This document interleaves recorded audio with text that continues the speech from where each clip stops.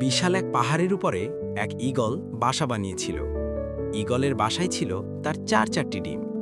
প্রতিদিন সকালে সেইগুলো রেখে খাবারের খোঁজে ঘুরে যেত। একদিন ঈগল যখন বাসার বাইরে ছিল, তখন ভূমিকম্পে গোটা পাহাড় নড়ে উঠল। এতে ঈগলের একটি ডিম বাসা থেকে ছিটকে পড়ে গেল।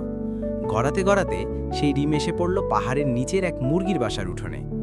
মুরগি সেই ডিমটিকে নিচের বাসায় নিয়ে এলো, অন্যান্য ডিমের সাথে রাখল, যত্ন করে তা দিতে থাকল। একদিন সেই ডিম ফুটে ঈগলের একটি সুন্দর বাচ্চাও বের হলো। মুরগির বাচ্চাদের সাথেই ঈগলের বাচ্চাটি বড় হয়ে উঠতে লাগলো।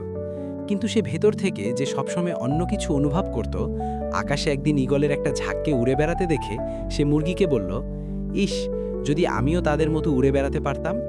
মুরগি হেসে উত্তর দিল, তুমি কিভাবে উড়বে? তুমি তো মুরগি, এবং মুরগি কখনো উড়ে না। ঈগল মাঝে মাঝেই তার স্বগোত্রীয়দের উড়ে বেড়াতে দেখত এবং স্বপ্ন দেখত সেও তাদের মতোই উড়ে বেড়াবে।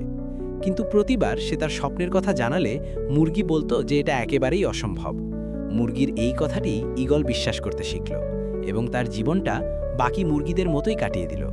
অনেকদিন এভাবে কাটানোর পর একদিন সে মারাও গেল। আসলে আমাদের জীবনেও এটা চরমতম সত্য। তুমি যা বিশ্বাস করতে শেখো, একদিন তুমি তাই হয়ে উঠবে। তাই তুমি যদি ঈগলের মতো উড়ার স্বপ্ন দেখো, তবে সেই স্বপ্নকেই অনুসরণ করো। মুরগির কথায় কান দিতে যেও না।